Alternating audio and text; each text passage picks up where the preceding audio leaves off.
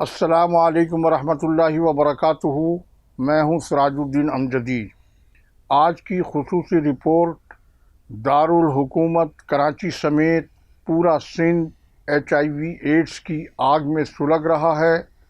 وزیر اعلیٰ سندھ سید مراد علی شاہ کی زیر صدارت صورت حال کا جائزہ لینے کے لیے اعلیٰ سطحی اجلاس، مگر وہ بھی ادھورا۔ اس کے ساتھ ہی صوبائی محکمہ صحت سندھ بھی کرپشن میں کسی سے پیچھے نہ رہا۔ 2 ارب روپے سے زائد کے گھپلوں کا آڈٹ رپورٹ میں انکشاف۔ سندھ سروسز اسپتال غیر صحت مندانہ ماحول، مریضوں کی صحت اور جان کے لیے خطرہ۔ لیاقت آباد کے سرکاری ہسپتال میں ہیلتھ مافیا ڈیزل اور پیٹرول کے 67 لاکھ روپے پی گئے۔ جن دوستوں نے اب تک چینل کو سبسکرائب نہیں کیا، وہ صحت اور صحت سے جڑی خبروں سے باخبر رہنے کے لیے پہلے چینل کو سبسکرائب ضرور فرما لیں۔ جن دوستوں نے چینل کو سبسکرائب کر لیا، ان کا تہ دل سے شکریہ۔ ویڈیو اچھی لگے تو لائک، کمنٹس اور دوستوں کو شیئر بھی ضرور کر دیں۔ ناظرین کرام، بچے ہمارا مستقبل ہیں۔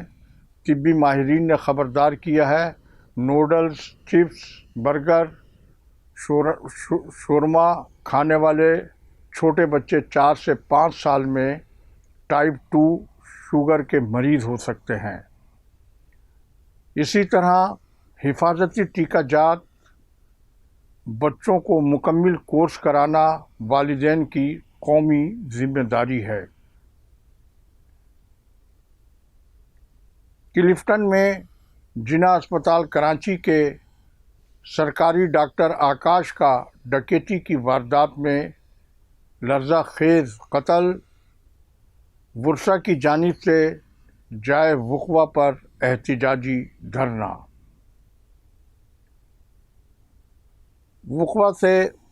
ورثا سے اظہار یکجہتی کے لیے جونیئر ذوالفقار علی بھٹو کی احتجاجی دھرنے میں آمد، جبکہ میئر کراچی مرتضی وہاب کی آمد پر مخالفانہ نعرے بازی۔ ویڈیو ملاحظہ فرمائیں۔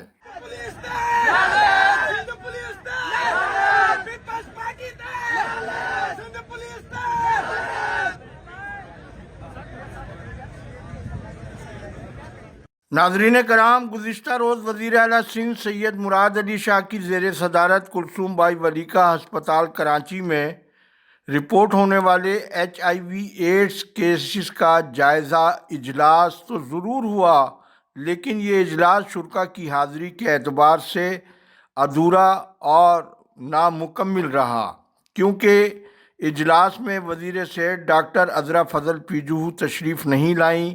ویسے ان کا یہ ہمیشہ کا معمول رہا ہے کہ جب بھی وزارت صحت پر کوئی مشکل وقت آیا ہے تو وہ منظر سے غائب ہی پائی جاتی ہیں۔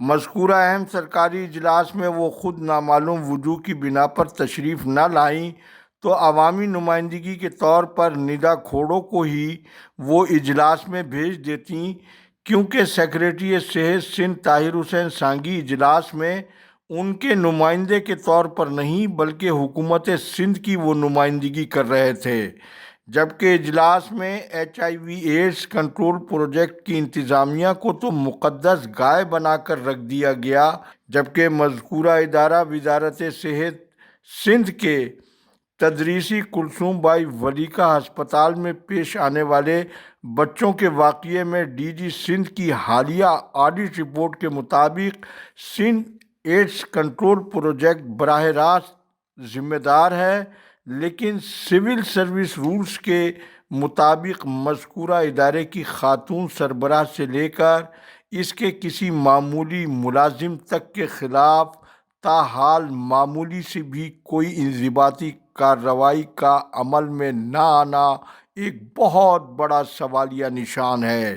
اجلاس میں متاثرہ مریضوں کی تعداد 78 بتائی گئی۔ مرض کی شدت کا عالم یہ ہے کہ ہسپتال کے 2 ملازمین بھی ایڈز سے متاثر ہو چکے ہیں۔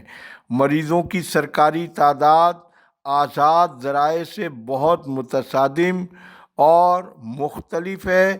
اجلاس میں بچوں کی اموات کا کوئی سرے سے ذکر ہی موجود نہیں، جبکہ اسکریننگ اور مریضوں کی تشخیص کے مراکز صرف سیسی کے ہسپتال کے بجائے محکمہ صحت کے تمام سرکاری اسپتالوں میں کیوں نہیں قائم کیے جائیں؟ مذکورہ اجلاس پر مزید کل تجزیاتی رپورٹ آپ ضرور ملاحظہ فرمائیں۔ ناظرین کرام، محکمہ صحت سندھ کا صوبائی دفتر بھی کرپشن میں پیچھے نہ رہا۔ سنگین الزامات پر ہٹائے جانے والے سابق سیکریٹری صحت ریحان اقبال بلوچ نے سسٹم کے روشن کارنامے ایسے سر انجام دیے ہیں کہ ڈی جی آڈٹ سندھ کی عبوری رپورٹ کے مطابق، جو L D N breaking news کے طور پر آپ کو دے رہا ہے، آڈٹ رپورٹ کے مطابق 2,23,78,28,000 روپے کے سرکاری خزانے کو چونا لگایا گیا۔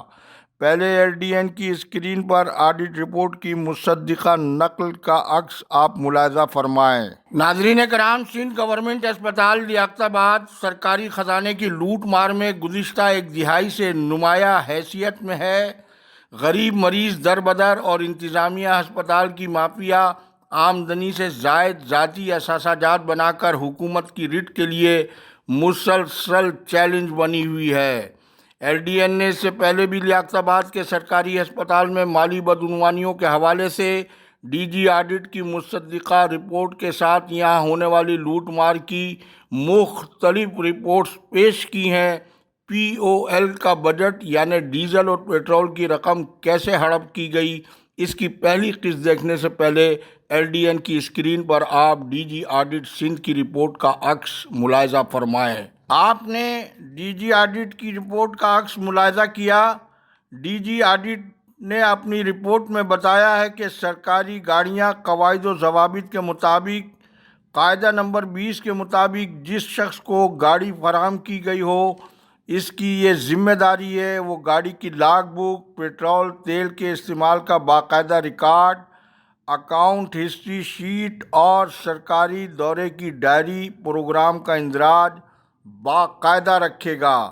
نیز سرکاری گاڑیوں کے قاعدہ نمبر 16 کے مطابق گاڑی انچارج افسر موومنٹ رجسٹر کی جانچ پڑتال کے مطابق اس بات کو یقینی بنائے گا کہ کار کے افسر اور ڈرائیور کی جانب سے سرکاری گاڑی کا غلط استعمال نہیں ہو رہا ہو، گاڑی کا پیٹرول ضائع نہ ہو، اور ہر 15 روز میں موومنٹ رجسٹر کا بغور جائزہ لینا، اور یہ دیکھنا ضروری ہے کہ تمام سفر سرکاری امور کی انجام دہی کے لیے ہی تھا۔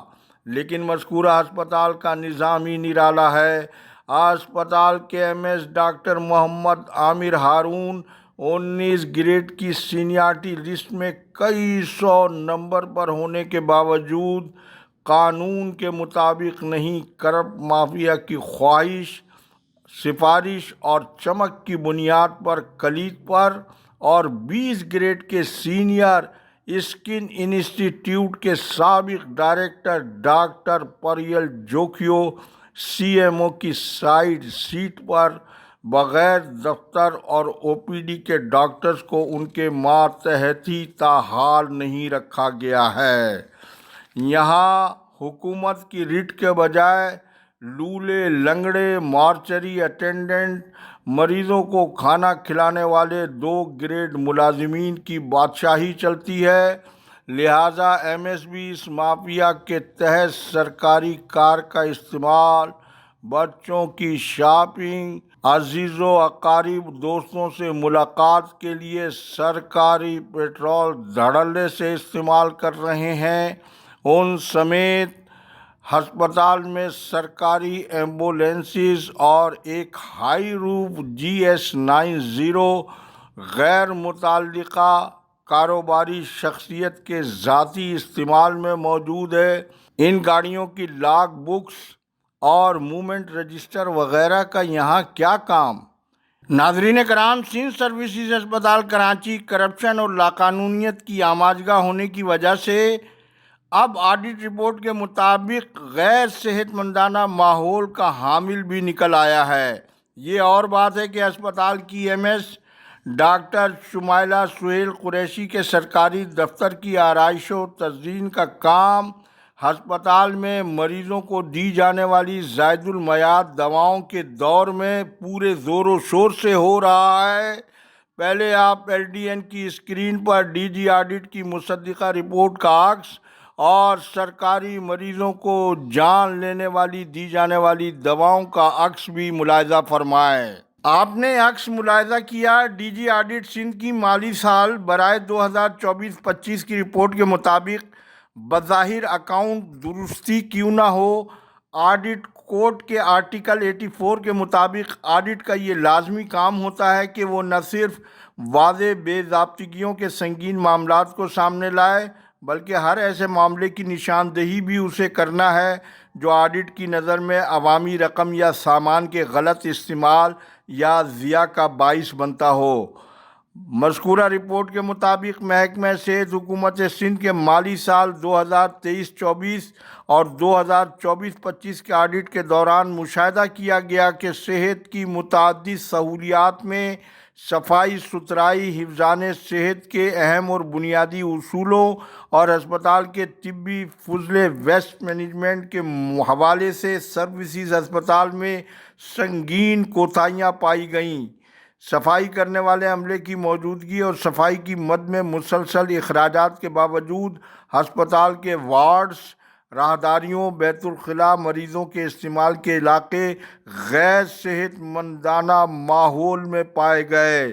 انشاءاللہ مزید ہوشربہ تفصیل کل کی قسط نمبر 2 میں ضرور ملاحظہ فرمائیں۔ ناظرین کرام، آج 14 جولائی کو قانون شکن D G health Sindh doctor Waqar Mahmood Memon لاقانونیت کا بوجھ اٹھائے اس حالت میں محکمہ صحت سے رخصت ہوئے کہ ان کے قلم اور ذات سے فائدہ اٹھانے والوں میں بھی ان کی رسمی رخصتی کی الوداعی تقریب منعقد کرانے کی کسی میں ہمت نہیں تھی۔